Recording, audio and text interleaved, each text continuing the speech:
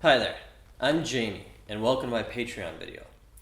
What I'm about to do is make a big ask, one that I would never have been comfortable making if it wasn't for COVID-19 effectively shutting down my photography business. How Patreon works, if you haven't heard of it, is that it's a platform that offers an opportunity to support artists such as myself by giving a monthly contribution. And in return, I will share exclusive content with those of you that are so amazing as to support me on a new venture that I'm really excited to tell you about. Since we're in the middle of a global pandemic, I decided that I wanted to interview people on how COVID-19 has been affecting them and create a snapshot of this crazy reality we're all living through right now. The big shift for me is that I wanted to record them on video, as I'm traditionally a still photographer. So, this is what I would love. If you would consider supporting me and coming along for the ride, witnessing the evolution of me working with video, doing these interviews, taking photos, and sharing my thoughts on the whole process. I plan on creating videos, writings, and special content just for you. So I'm setting this up as a give what you can model, so $1 a month, $5, $10, whatever you feel compelled.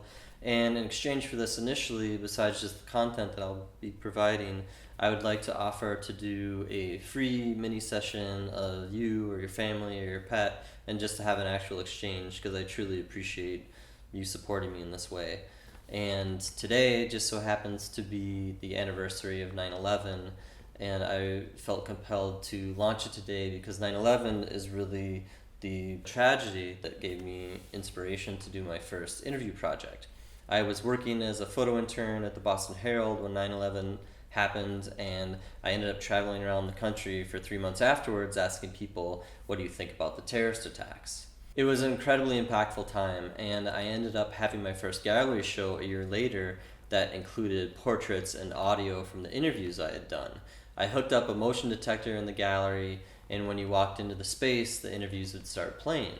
So it was pretty cool. I was super proud of it, and it ended up being my final project that allowed me to graduate from the University of Minnesota. I basically got into being a working photographer, and the interview projects pretty much fell to the wayside. So present day, COVID hits, and I feel compelled to do interviews again, as it felt like it would be a really meaningful way to just document what was going on. And I was very quickly reminded how much I get out of having this kind of interaction with another person. There's something really special that happens when I do these interviews. There's an intimate connection that comes from a very real place that I truly appreciate. And after I got through about 20 interviews, George Floyd was killed. And it turned everything upside down, as the whole world knows. And I live about a half a mile from Cup Foods, where he died, and I started to go down there for about a week and ended up interviewing around 40 people, asking them how the death of George Floyd was affecting them. So it was one of the most powerful experiences I've had in a long time, and there was this thing that had sparked inside of me, a new passion created through doing interviews again, and I just knew I was on the right path. It would mean so much to me if you could help support me, as I do realize this is a big ask, so thank you for considering it.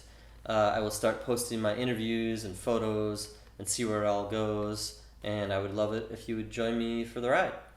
So thanks for watching, and stay safe.